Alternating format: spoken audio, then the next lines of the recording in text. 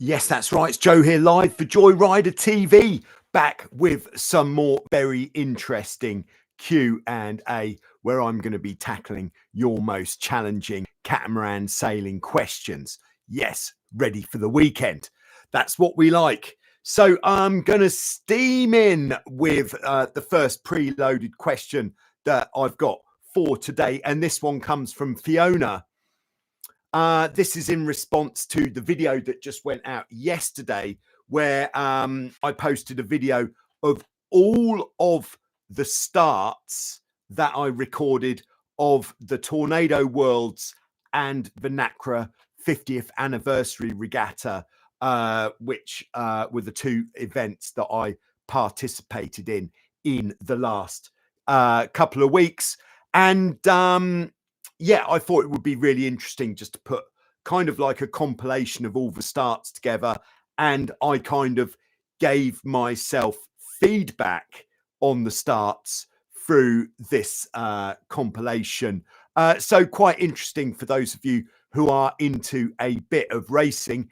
And Fiona brought up the question that if we're looking to start, here's our start line.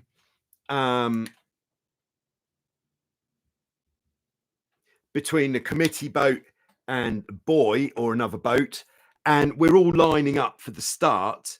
Now, the committee boat is quite often the favoured place to start on the start line, because if you can get away at the committee boat, it means that nobody is going to come between you and the wind. So your clean wind is pretty much guaranteed. Very nice. That makes it almost like you're fighting for a bit of pole position. That is bearing in mind that the line is square to the wind. If the what a lot of race officers will do, because it makes, if the line is square to the wind, it makes the committee boat end so favoured.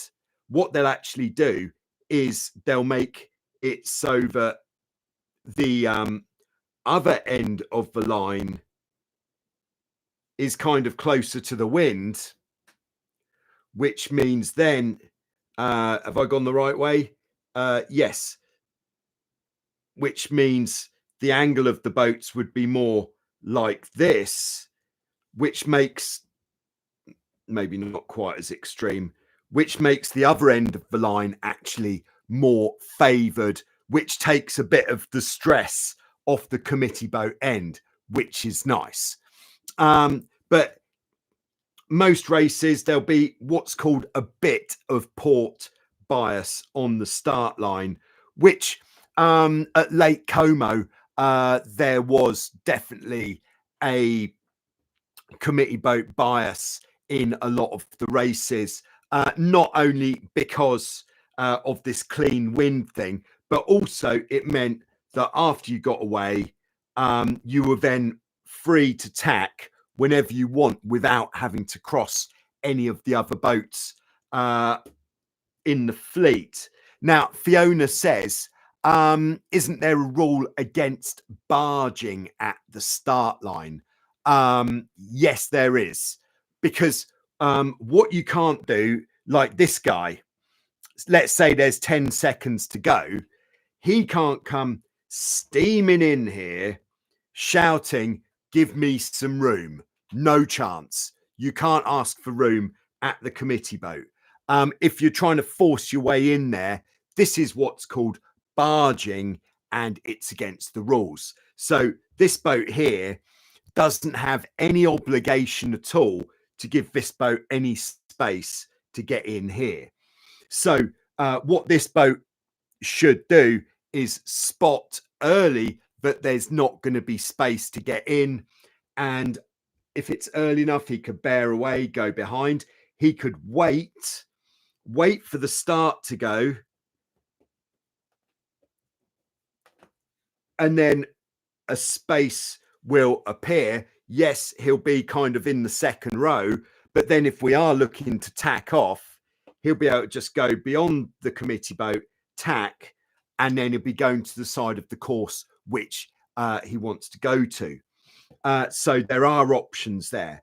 And there were some starts where I was lined up pretty close to the committee boat, but it's like to actually get this perfectly right is very tricky, especially if you're lining up early, because like you might line up here going, oh yeah, we're going to get the committee boat there. And if there is a boat here, he can push you up, which means the more on that line that you're sitting, the more chance there is that you're not actually going to get space, which means largely you will be leaving a bit of a gap there at the time of the start. And the opportunist, let's call them, or the brave sailor will just wait here until there's just enough room to get in. But again, he isn't entitled to any rights to get in there at the committee boat end. So no barging allowed. All right, so there you go, Fiona. Hope that is clarifies that one. And just before I start looking at the live chat, or in fact, thanks very much to Hussein in Egypt, who has got the ball rolling on this week's keeping the Q&A ad-free, what are we calling that, scheme, where looking to get 10 super stickers in the live chat to keep the Q&A ad-free. Nobody likes ads on their YouTube videos, apart from the advertisers and YouTube, probably. So I've turned all of the adverts off for the live Q&As, I think for the last 6 or so Q&As. But that can only happen if we're getting some super sticker donations to make up for the lack of advertising on the Q&A. Thank you, Hussein. And yes, Hussein, I got your question in the preloaded, and we'll be coming on to that quite shortly. All right, second start line question. This one comes from PJ Handel.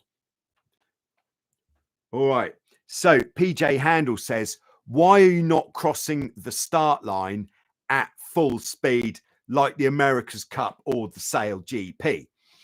All right, yeah. So the first reason that in the Sail GP especially is starting the race at such speed is these guys, their start line is with the wind kind of side on. And when the wind is side on like this is putting them on a reach, which is a very fast point of sail, especially for those boats. And because they're foiling boats as well, starting on a reach, it really is for maximum spectator excitement. Everybody is kind of lining up really far back and looking to get their boat up to speed so that when they cross the start line, they're already doing like 40 knots or something. Absolutely bonkers how fast these boats are going. And it's because it's a reaching start, which means if you're not hitting the start line, absolutely hammering it at full speed, you're very quickly going to get left behind by the boats that are. Like if this guy gets away, then these guys are going to be in his dirty wind, and even with a not foiling boat, they're going to find it very difficult to match the speed of this guy. Now, why are we not doing that when the wind is straight on? It's because the speed difference and the kind of strategy that everybody's using is kind of like a vicious circle of, well, he's not doing it, so we can't do it, kind of thing. Like, to get the boat up to really full speed at the time of the start, you'd have to be sitting a little bit far back. So if this was you sitting a little bit far back, thinking, okay, we're going to wait so that with 15 seconds to go, 10 seconds to go, we can crank it in and get her up to full speed. Well, this boat might just wander past fairly slowly, thinking, well, I'm going to leave it to 5 already in dirty wind, which means, okay, we're already at a disadvantage. So that is why all the boats are creeping up to the line so slowly. And then with about 10 seconds to go, we're starting to sheet in and get the boats up to speed. So we're much closer to the start line before putting the hammer down, giving it the beans, giving it some juice and getting her up to speed. And because we're going upwind as well, it means that we're looking to get the boat to accelerate up to probably in a stronger wind, 12, 13 knots boat speed, which means by turning a little bit down onto a reach, we get the boat up to speed, and then we turn it more upwind once we've got that speed on. There we go. All right, I'd like to say thanks very much to Fiona, who is the second to put in a super sticker in the Keeping the Q&A ad-free initiative. Thanks very much, Fiona. Good to have you on board. All right, so let's have a look at who is in the live chat. So starting off, we've got SA, who says, hi, hello. I'm looking at buying a Minicat 310. Very nice. It fits my logistics solutions. However, can you comment on the simplicity of the boat? Will I get bored without ways to trim the sails? This is my first summer sailing and I'm almost exclusively just done laser sailing. Yeah, yes, the Minicat range of catamarans. If you didn't know, the Minicat is an inflatable catamaran, which is extremely practical if your concerns are down to storage and transportation. If you haven't got space to park a conventional fiberglass catamaran near to the water, or if you don't want to be towing a trailer with a boat on it, then the inflatable catamarans really do fit this gap, which literal gap, which you know, with the 420 Minicat, I actually fitted it in the back of a Volkswagen Polo. That is quite a small car. And will it keep you interested? Yeah, I don't see why not. If you are sailing a boat like this in close proximity to conventional fiberglass catamarans, it might become a little bit disappointing after a while because these inflatable boats are not as fast as the traditional fiberglass boats. But do they give you an enjoyable sailing experience? Absolutely, yes. I would say yes.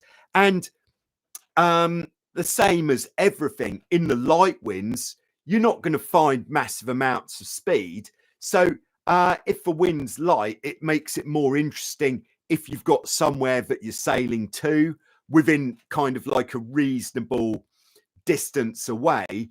And then as the wind gets stronger, yeah, you can crank it up, get the hull lifted a bit. And these inflatables, because they are so lightweight, I think the 310 must come in at about 45 kilos, which is not very much. It means when wind starts getting up, they really skip along and like almost skim over the water, making them really, really good fun. Now, is it a bit limited in how much we can trim the sails? Well, the jib, same as anything else. So you don't have a jib traveler, but there's a lot of fiberglass catamarans that don't have a jib traveller. The mainsail, all that we have is the main sheet and a downhaul. So it's not particularly sophisticated in the way that we can trim the sails. We don't have an adjustable mast rotation. We don't have a, we do have an outhaul, and we have a downhaul. So we can do something with the shape of the sail, but not a huge amount. But do you need to? No, because you have to approach this with the mindset of, this is just fun. You know, it's not kind of like, let's not call it mega serious, nerdy sailing. It's just fun, and very practical fun. And perhaps to make up, if you're finding that it's not interesting enough, the great thing is that you can put it in your car, take it somewhere else, and then it's the venue, the location that makes it interesting, rather than if it's light wind, the actual sailing, or it's where you're sailing to. But the sailing is still nice, very responsive, easy to maneuver, and light enough that you could pull it up or launch it from any kind of terrain. So that is what I think on that one. There we go. I'm actually going off on a Minicat adventure on Sunday, so I am really looking forward to that. Going to find a paradise island that I've never actually sailed to before on a catamaran, but the portability of the Minicat makes it possible. Lovely. All right. Also, we've got, all right, Fiona's there in the live chat. Hello from sunny Kent in the UK. Yes, summer is trying to make a comeback in the UK. Nice. All right, we've got channel member Jochen on board. Hello, Jochen. Great to have you with us. We've got channel member Boris on board as well. Hello from Florida. Nice. Johnny's with us from Lake Worth, Texas. All right, nice to have you on board, Johnny. I believe Johnny and Scott, who's dropping it in the slot from Oregon, are in fact, I think I don't want to exclude anyone, but I'm just actually in the process of putting together the next speed stick update video, and your names have been popping out. So there we go. The speed stick update video, by the way, will be coming on Sunday at the usual time, but channel members will get early access if you absolutely can't wait. Okay, Scott says, nice shirt. Yes, thank you very much. Available at totaljoyrider.com. Yeah, if you need a competition shirt making for a competition that you're going to, perhaps something like this, but you could swap out Joyrider for your boat name, change the colors, whatever you want, maybe round the edge. It could say Ocean Springs, Mississippi Sailing Club, 2025 at the bottom, something like that. Just let me know, and I can make that happen for you. Yes. All right. So Boris says, could you please go a bit over jib traveller positions for different wind angles? Yeah, we could do that. All right. So just our basic points of sail. Here's the wind. We've got upwind, we've got the reach, and we've got the broad reach, which we'll also call downwind. So and then here is a close-up view of our catamaran, and here is our traveller indicator. So two ways that we can use the, did you say traveller or jib traveller? Sorry, I have to read that again. Jib traveller. Okay, so the jib traveller, we are actually doing the same as with the mainsail traveller. Obviously, it's got a shorter range. So if we take where we're putting the jib traveller as a percentage of the way out. So if we were putting it if we're putting the mainsail traveller all the way out, then the jib traveller should go all of the way out as well. Good so far? So for main travellers going 100%, jib traveller 100%. So if we're sailing upwind, main traveller middle, jib traveller all the way in. If we're sailing across the wind on a reach, then in the lighter wind, we're not going to put the main traveller exactly halfway. We're going to go a bit less than that. So we're going to go out by that much, which is, let's call that 15 centimeters out from the middle. 15 centimeters out from the middle, which is about 1/3 of the way out. Now, what is generally a good idea is with the jib traveller, always go a little bit further as a percentage than the main traveller. So if this is going 1/3 of the way out, jib traveller, put it half the way out. So it's a little bit more, because what we don't want to risk is, if this is our mainsail, we never want to risk having the jib in more than the mainsail, which would mean that the airflow coming from the jib is going to be hitting the mainsail kind of square like this, which is going to cause turbulence on the back side of the mainsail, and it might even cause a bit of back winding of the mainsail. So better to have it a little bit open too much rather than closed too much. So jib traveller out a bit more than the main traveller. So 1/3, 1/2 on the jib. Then on the downwind, we're going to go 2/3 of the way out, which means for the jib traveller, all of the way out. Okay. The other way we can use the travellers on the boat, just to finish the story, is for if we are overpowered and we're constantly having to release main sheet.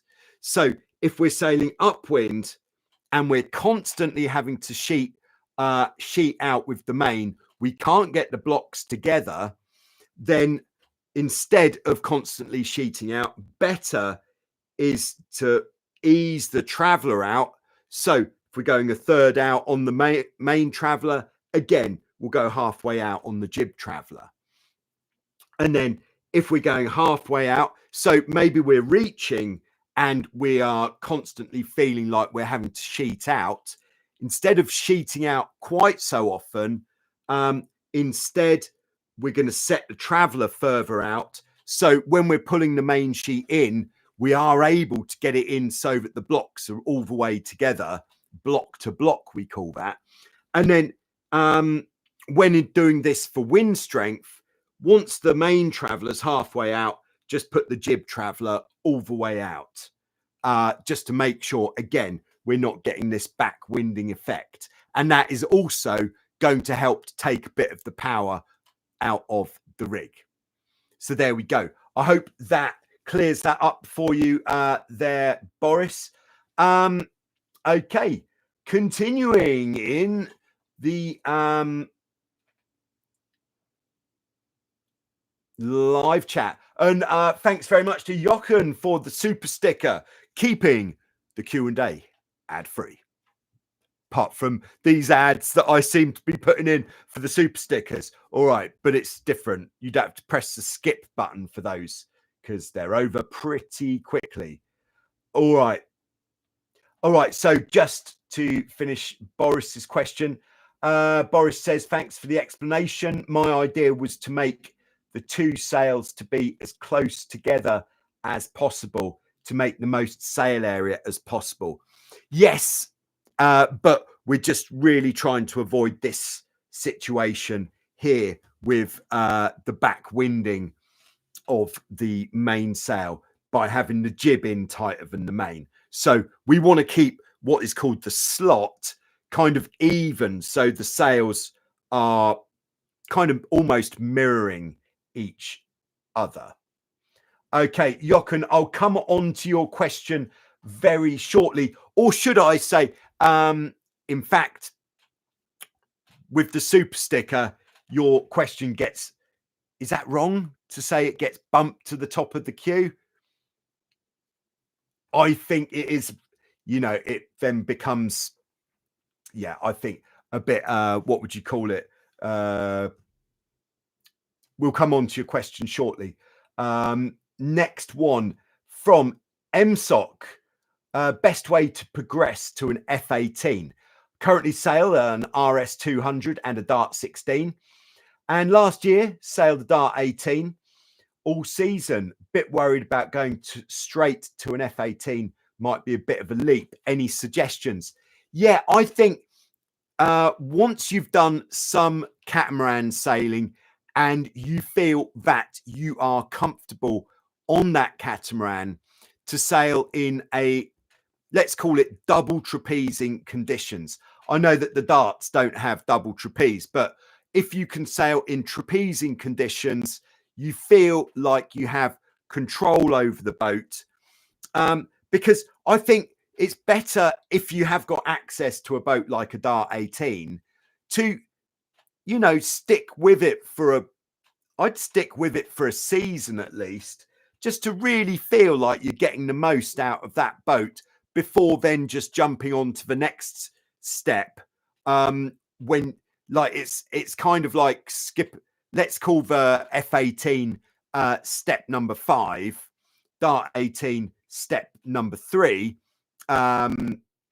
So let's at least get step number 3 to like 60% before we then take the step to number 5. So just getting comfortable with the Dart 18 in a like force 4 kind of thing, like good trapezing conditions where you are having to depower a bit, making sure that your maneuvers are good on the Dart 18. Dart 18, much more simple. You've just got the downhaul, you've got the main sheet and the traveller. That is all you've got to worry about. When you get on an F18, there's quite a lot more going on. So I think it is a good idea, because you've got that access to the other boats, just to spend a bit of time with them, get used to them, and then when you do feel that time has come, that you've put the hours in on the more kind of the less powerful boat, then start off on the F18 in lower winds, and you'll actually find the F18 quite easy to sail, even though there's more going on, because the dagger boards on the F18 make it very easy to tack and to sail nicely upwind. It does take more, what would you call it, a bit more finesse to get the most out of the F18, but it's so you could, so anybody watching never sailed a catamaran before ever, you could start your catamaran sailing career on an F18 or a Tornado or something pretty juicy. Wouldn't recommend a foiling boat though. You just have to start off in much lower wind, and then you've also got the kind of added jeopardy of having dagger boards, which means you've got something else to do when you're coming in and leaving. So it does mean you have got a bit more going on, bit more to think about. So I think it's nice to get settled on a boat where you've got less to think about. And then once you're comfortable with that, then move up to something more complicated. There we go. I think that is the thing. All right, we got Barry on board. Good evening to you. Nice shirt graphic. Thanks very much. Available at totaljoyrider.com. Keeping the Q&A ad free. Okay. Ronnie is on board, who said I saw that actually. Top speed now in the Sail GP is 103. Let's just put this in 103 kmh, which translates to just under 56 knots of boat speed. Wow, that is absolutely bonkers. So quick. All right, we've got Bernard on board. Oh, hi there. Coming to Vasiliki in 1 week. Looking forward to seeing you here for more of this champagne sailing that we do offer. RJ Fleet is checking in from Lake Benton, Minnesota. Great to have you on board. All right, Jochen, could you quickly draw a sketch? Aha. You know I have the skills for this quite clearly. A sketch of how to thread a shock cord takeaway system for a continuous downhaul rope. Currently, I have a big mess of ropes and bungees hanging out at both ends of my front beam. All right, yeah.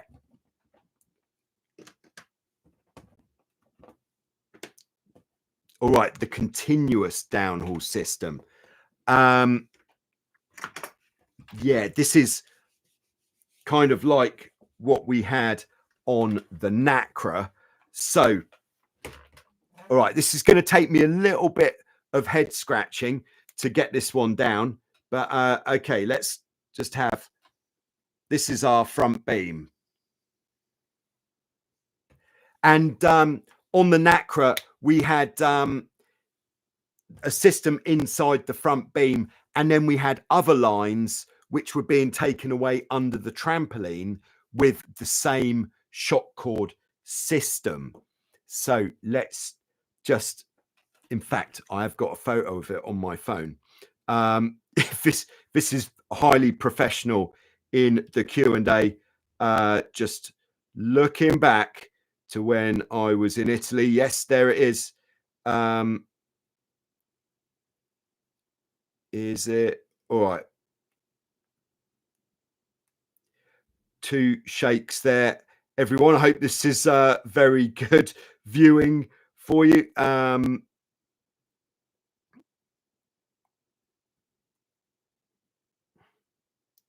Not particularly.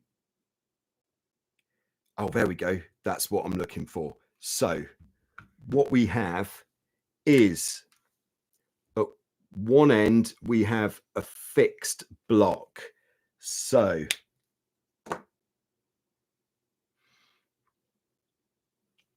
all right, we're gonna this. All right, for anybody who doesn't quite see what's going on here, Jochen is asking about a takeaway system for the downhaul, so that the downhaul rope gets taken up really nicely inside the front beam. So what we would have is the line, or actually we'll put, so the other block would be kind of float. I think we'd call that floating. And then we'd have another block here. All right. So the blue, this is going to be elastic. So this block is on elastic that goes round here and then ties off at this end. Nice. All right. So then our continuous downhaul line, or could be any line, like could be mast rotation, jib sheets. This is going to come in from here. It's going to pass through this one, pass through this one, and then out the other end. So that is how that system is working. Okay, so, and it is going to take a bit of experimentation how long all the lines are. Now, the system that I'm more familiar with, the one that I would usually put into my boats, is, if we go for the second one, The rope is red. Okay, so we'd have actually a block at both ends. This really is it's always a little bit of head scratching when it comes to this, and the line comes in, and then the line would be long enough so that it's what would it be, so that when it's pulled in the maximum, it comes just to the other end, and then elastic in blue onto the elastic round here,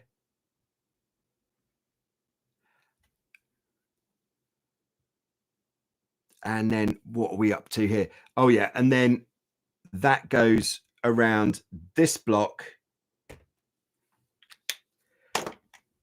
and then tied on to the line for the other side. But this one isn't a continuous with a continuous downhaul line. This is with a downhaul line which is split in the middle. I could see all this talk of downhaul takeaway system. We're losing people in the live chat because it is a little bit niche, and I think watching me scratch my head trying to work out, try to remember how it works, perhaps doesn't make for great viewing.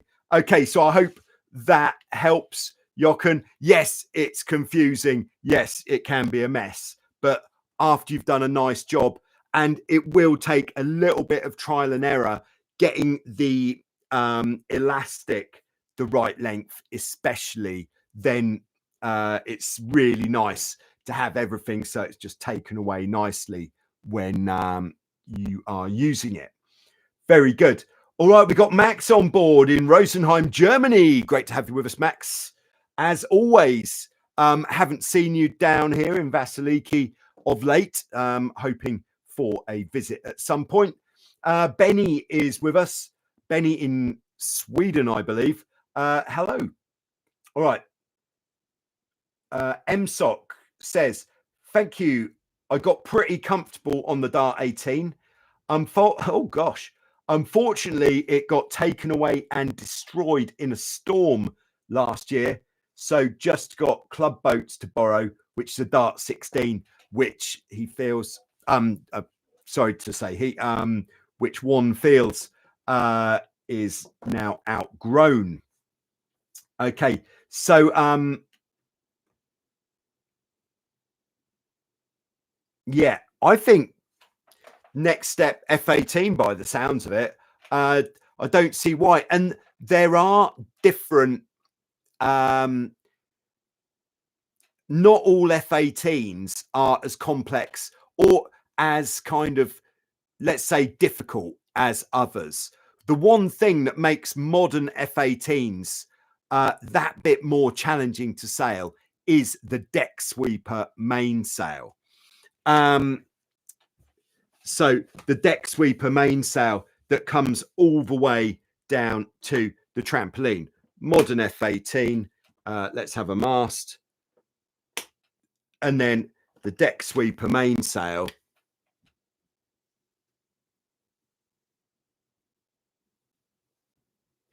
comes down to the trampoline like this, which only leaves you a small gap to get through at the back, and the crew has to go around the front of the mast.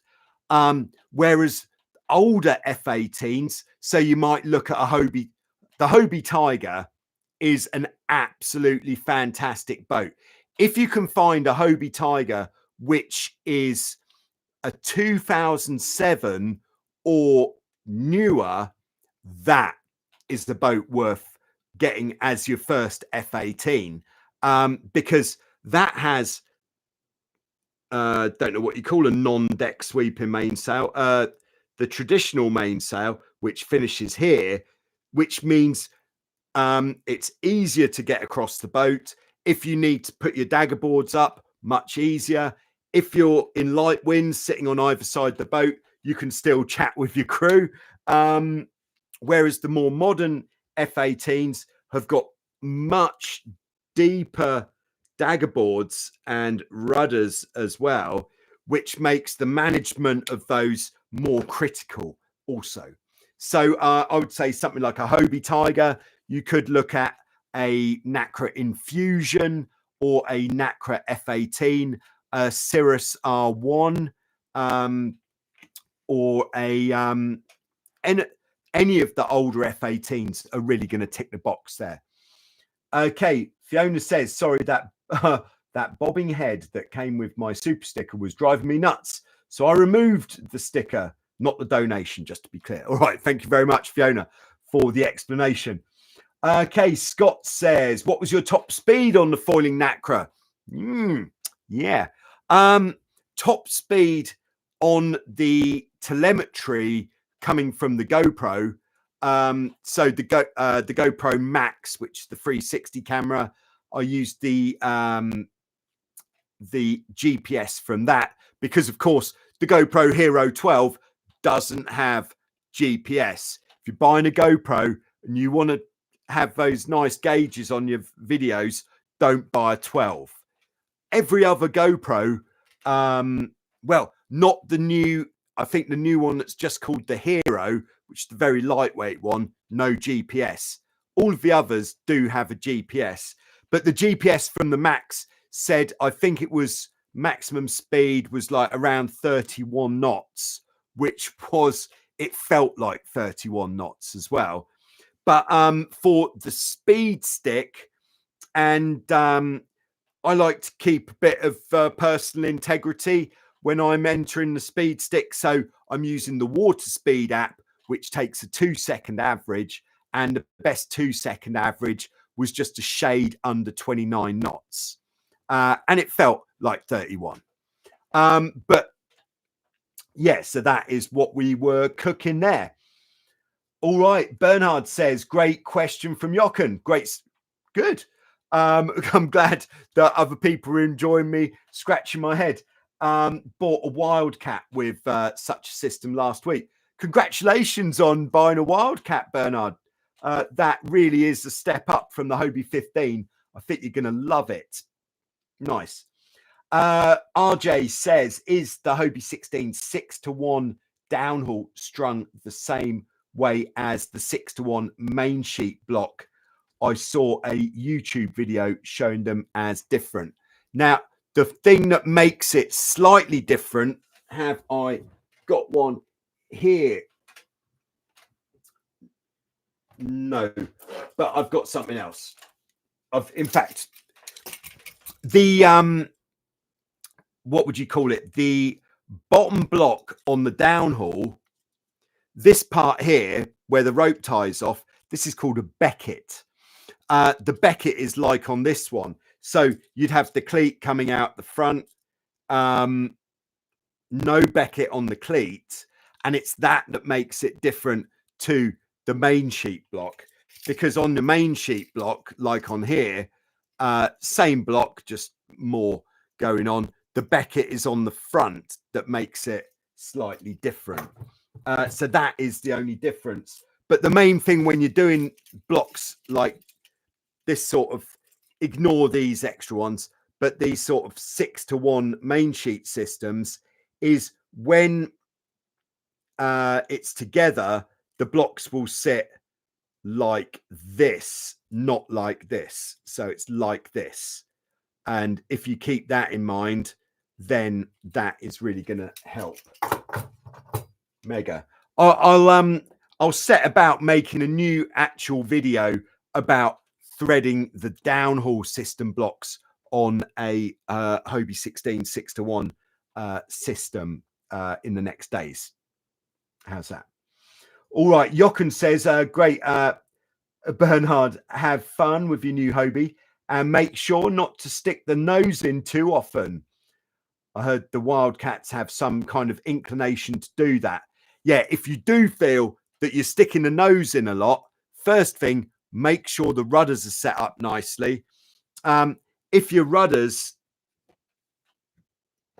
are sitting back like this, it is going to force the nose down more. And then if you are feeling that it is sticking the nose in a bit. Increase the amount of mast rake, and that will help to take the pressure off the bows. There we go. All right, Benny says, just sold my Hobie 18 Classic so I could have more time over to sail my Nacra 5.5 and the Prindle 16. Good times coming. Yeah, lovely job. All right, good to hear it. We are going back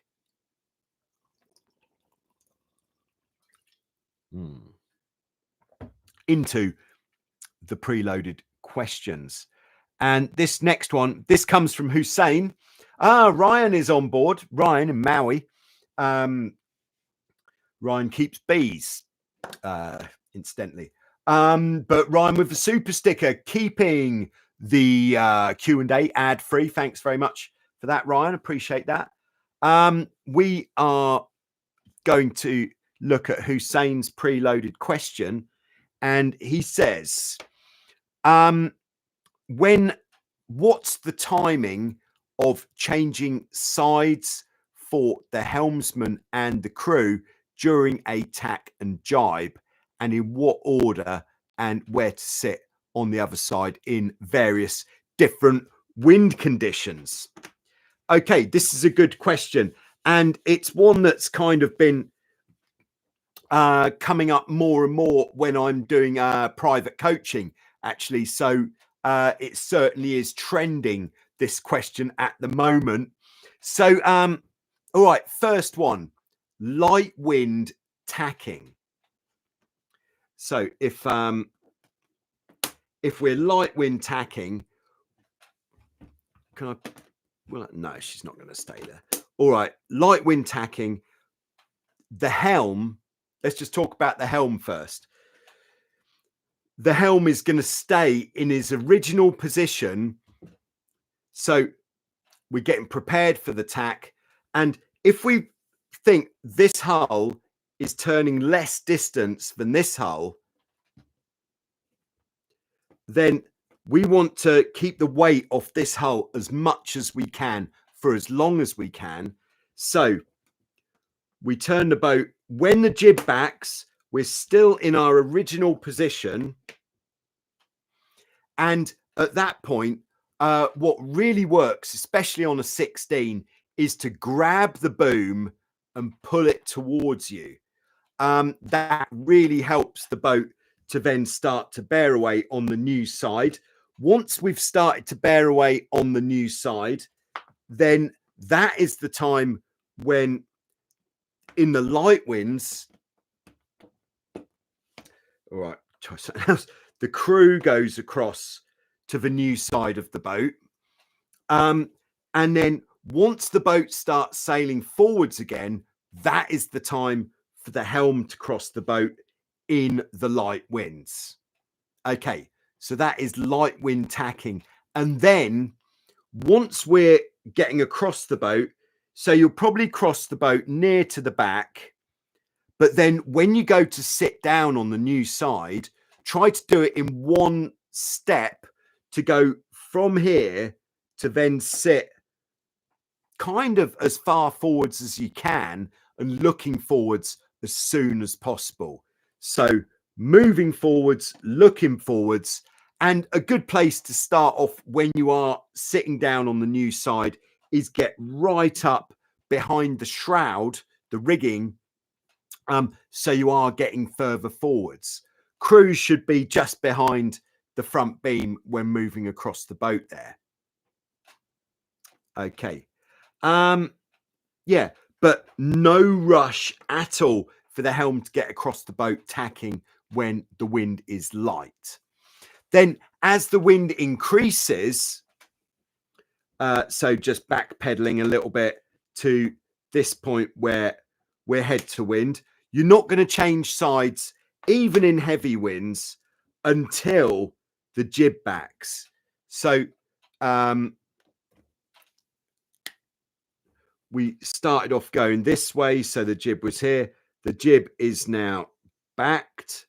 And at the time when the jib backs, that if the wind is stronger, that is what we might call action time. So that is the time to release the main sheet first and then move across the boat.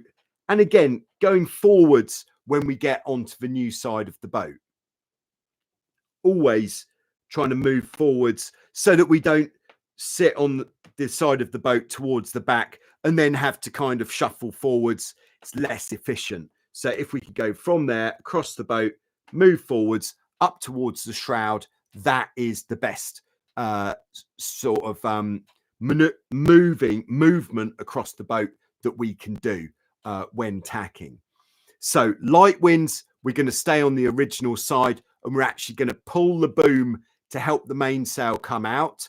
We'll then have this kind of weather vaning effect of, if the mainsail gets pulled out, the mainsail is always going to try to have the boat pointing down it. So if we pull it out, the boat is naturally going to try to turn more away from the wind. So it works extremely well to help turn the boat more through the wind when we're tacking. Even when it's stronger, if you're feeling that your sail isn't coming out enough and perhaps you're occasionally stalling a tack, do this weather vaning by pulling the boom out, and it will just really help your boat to get off the wind on the new side. Like if you sail a boat which doesn't have a jib, then pulling the boom out, weather vaning it round, is really going to help a lot. So that is the tack. Then if we come on to the jibe, I hope that's good explanation of movements on the tack. I thought it was pretty decent actually. On the jibe, it's the good thing with the jibe is it's the same in all wind conditions. So what we're going to do, we're sailing along downwind, light winds. The only difference is how far forwards we're going to sit on the downwind. So in light winds, we're going to be further forwards. In heavier winds, we're going to be further back, just to stop this bad boy from going underwater. So from where we're sitting, before we go into the jibe, we're going to move into the center of the boat or slightly over to the new side. We're going to put the stick. Have I got a? Oh yeah, the stick. This is our tiller extension over to the new side first. Then we're going to grab the stick round the back of the main sheet on the new side, and then we're going to steer from there. And then when the main, as soon as the mainsail fills on the new side, then in light winds, so we've turned, and that would be about here. Then in light winds, we're going to do the same as we did for the tack. We're just going to try to move once forwards to get as far forwards as possible when we come out of the jibe. If it's stronger wind, we're going to stay at the back, of course. The crew on the jibe, the crew can, in light winds, the crew can just move across the boat as the boat turns. And then in the stronger winds, again, crew can move across the boat as the boat turns. But quite a nice idea for the crew in the stronger wind is before the boom comes across to get across onto the new windward side, so that then there's no chance that the crew is going to get hit by the boom. So they're already on the new side before the main goes across, so that we've got weight on that new side as well. That's not the new side at all. That's the new side. And there we are, going through. We're already in position. Keep the hull down, and there we are. So I hope that helps, Hussein, and everybody else. Good question. And there we go. All right, so we've been going for 54.5 minutes now. So no further questions in the live chat, please, unless they are accompanied by a super sticker. Yeah. All right, so Scott says, Benny, down to just 2 cats. What a shame. Enjoy your good times. Yes. Okay, we've got Oliver on board. Cuxolly. Hello to everybody. I'm late. Great to see you. Great to have you with us, Oliver. Hope you are doing well and you're getting some good sailing these days. Ryan says, I don't know who this is to. Any summer sailing in Colorado? I would say it's an open question to everyone. If you sail in Colorado, is there some summer sailing going on in Colorado? It's a fine question. Okay. Bernard says it's a great community. Yeah, I think so too. This is what we've really achieved here with Joyrider TV. All of us is building this very friendly, helpful catamaran sailing community. And it's also a community where if you happen to be going somewhere else, there's likely to be someone in that place. Like if you were going to Ecuador, for example, there's likely to be a Joyrider TV community member in Ecuador. And when you say, I'm coming to Ecuador, anybody take me for a sail? Someone will say, I'm the guy. All right, nice. Okay, last preloaded question. This is a juicy one. You're going to like this. All right, here we go. This is from Opa. I don't know how to pronounce this actually. Opalias, who says, got blown over in a lazy capsize on my Hobie 16 whilst solo. Wind was 10 to 12 knots with some gusts. I was on a reach. Wind was shifty, so not quite sure what type of reach it was. With the jib traveller all the way in, back to the jib traveller question, which was probably a mistake. I was getting a little bit slow in getting the main out of the cleat. As the gust lifted the hull up, even after paying out the main sheet, the boat continued to lift the hull, and assuming that the hull was getting close to the point of no return, even with the main sheet completely dumped, there was enough power in the jib to cause the capsize. I feel like I could have steered my way out of the problem, but thinking about it, I'm not sure how I could have steered or how point of sail change might have been the correct action to do. Okay, so there's a few things we could look at in this question. First one is it really is a good idea on your own boat, or if you're using a boat which isn't yours, on any boat, let's say, to really get used to getting the main sheet out of the cleat. And that should be whether you are sat on the boat or out on the trapeze. And that should also be whether you're far forwards on the boat or far back on the boat. Just get used to letting the main sheet out. So when you get on the boat, pull the main sheet in, let it out. Pull the main sheet in, let it out. Do it 20 times. And that means that when this moment comes, it will be automatic. You can just let it out. Because the trick is knowing how tight or loose the actual rope needs to be between your hand and the cleat of the main sheet.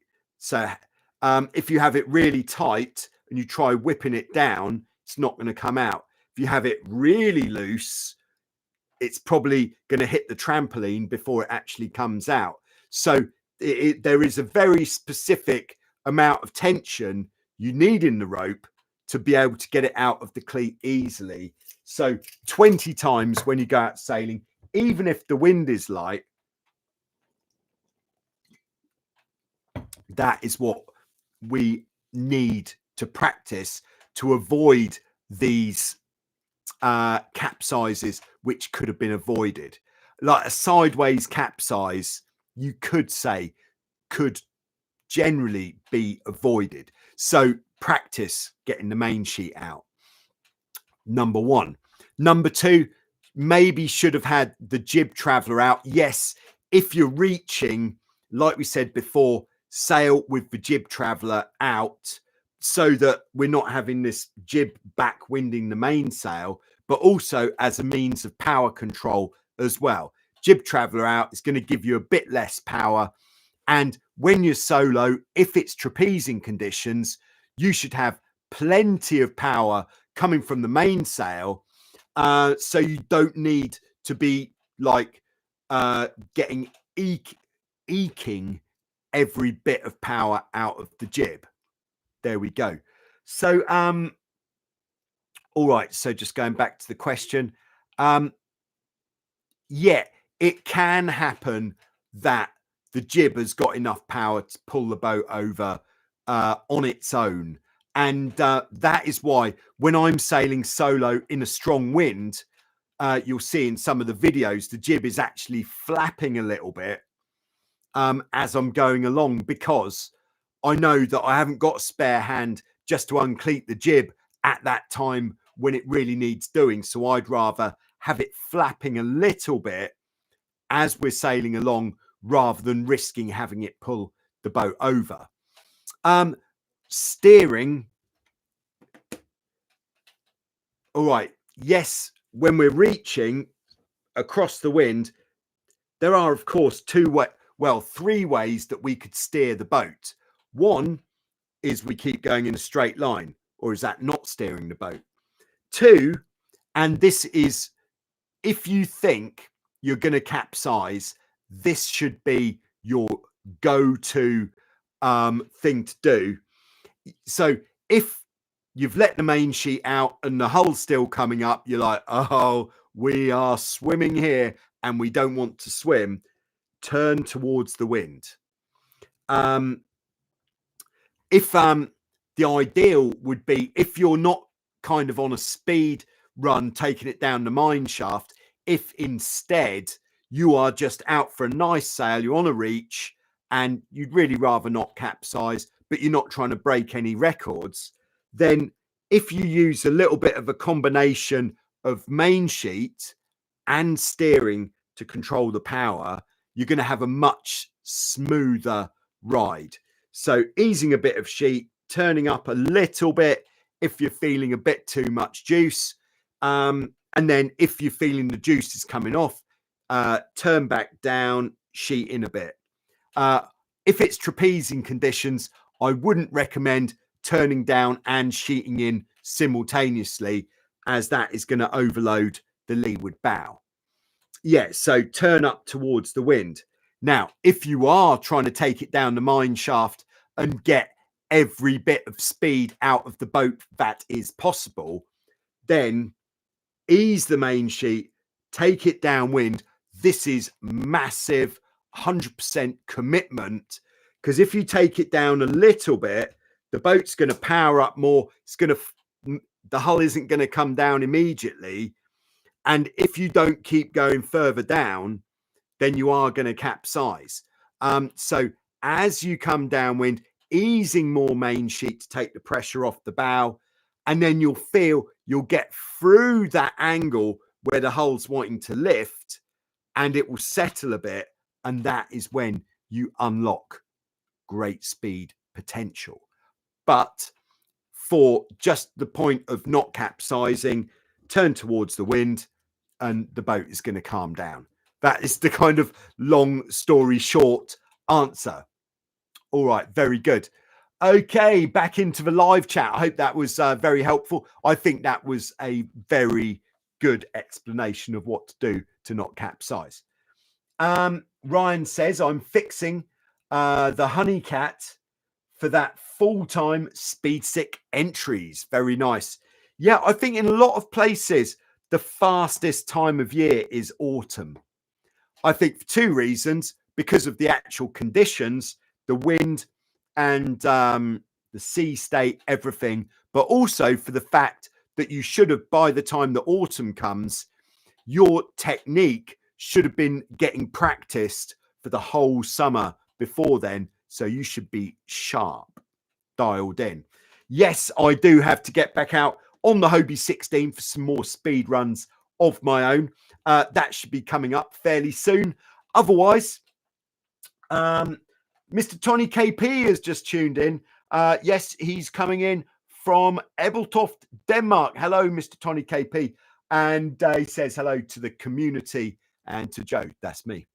Thanks very much. So there we go. Let's leave it there for now. Sunday speed stick update video. If you're going out sailing and you're not yet on the speed stick, or if you are, try to beat your speed. Keep it safe. Practice easing the main sheet. All right. Last question. All right. We've just had one come in.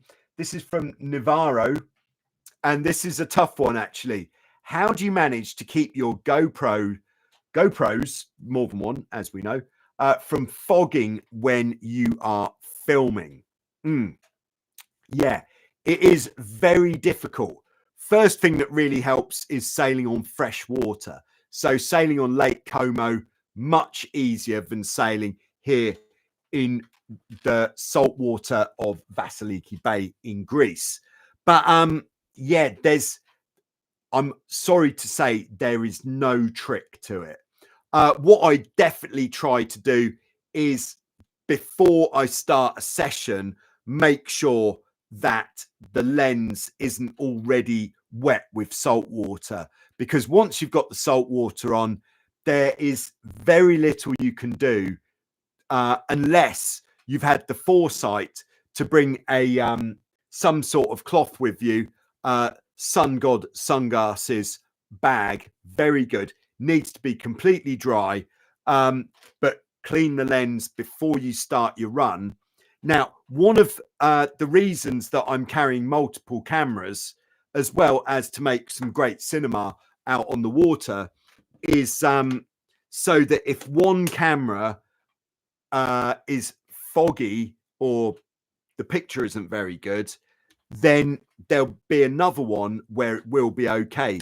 So the one that always saves the day is the one that's on the bridle wires pointing backwards, because the one pointing backwards, the lens on that camera is less likely to get water thrown at it, so it's more likely to stay clean. Also, on a boat like a Hobie 16, or in fact any catamarans, there shouldn't be a high amount of spray going up that high at that point on the boat as well. The one at the back of the boom, that is quite likely to get spray on it, so that is a high risk camera position. The one on your head, high risk camera position, but if it's really windy and you're constantly getting wet, then that's fine, because the next bit of water is going to clear the lens for you. But if it's like just an annoying single splash and then you know that it's drying, I just thumb the lens periodically to keep it clean. But that is all that you can do. Unfortunately, I've tried various different products, none of them work. If it's hot and you're in salt water, what happens is, before the water can bead off the lens, the salt sets on the lens, giving it that real soft focus, which isn't particularly good for a sailing video. Good for a romantic kind of thing, but not for what we're looking at here. All right, I hope that helps. I know it doesn't help, because there's not an answer for it, but there we go. All right, Benjamin, just in. All right, to help with understanding the different sail settings, I'm wondering whether to invest in a GPS watch to monitor the speed at all times. What would be your recommendation? Yeah, what I'm using these days, I've used a few different GPS watches. I've never used a Garmin. Too expensive for me, and Garmin don't want to send me one. Yeah, but what I'm using now is the Apple Watch. That's the time here, by the way, at this time. The Apple Watch, I'm using the water speed app on the Apple Watch. selecting sailing, and then I've got it configured so it shows the live speed on there, and that works really well. But I think if you can stretch to a Garmin, they certainly seem to be some of the best out there. So there we go. Okay, Max says I'll spend the first week of October in Vasiliki, so maybe we can try to hit 26 knots on any boat you prefer. Yes, let's do that.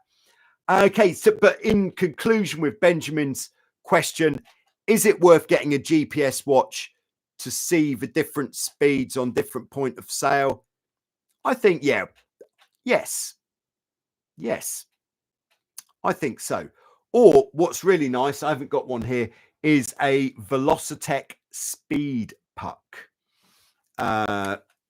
So you could just Google search speed puck. That's a P.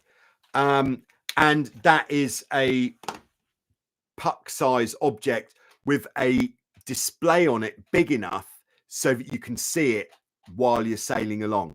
Very nice. Okay, so there we go. That's all we got time for. See you on Sunday for a speed stick update. Otherwise, I'll see you soon with some more on Joyrider TV. Thanks for tuning in. Thanks for the super stickers. And thanks for your continual support of what I'm doing on Joyrider TV. Thank you very much.